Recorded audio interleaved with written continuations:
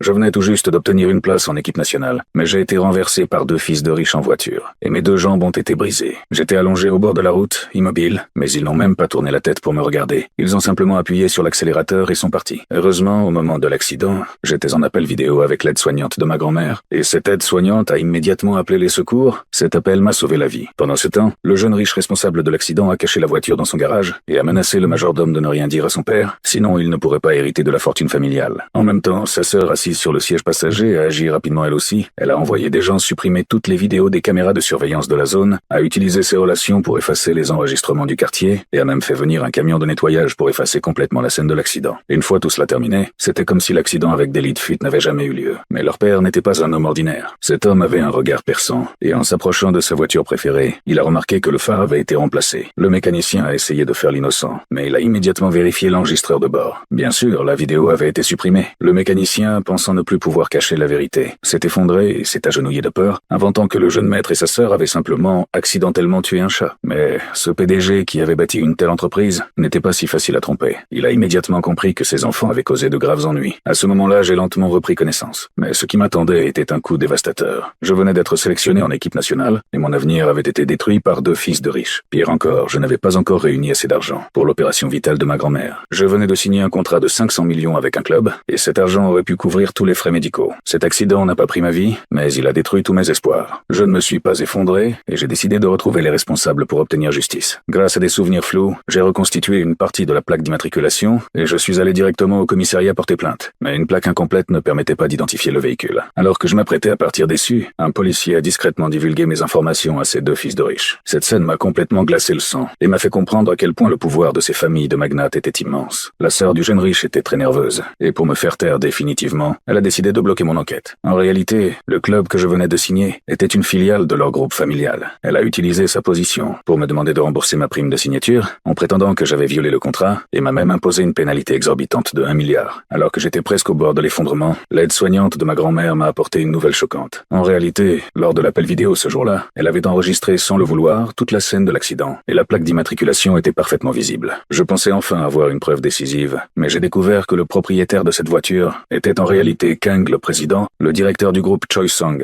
C'est, à dire, le véritable propriétaire du club. Je compris alors que tout cela cachait quelque chose de bien plus complexe que je ne l'imaginais. Alors j'ai décidé d'aller rencontrer cet homme, qui lui aussi m'attendait déjà.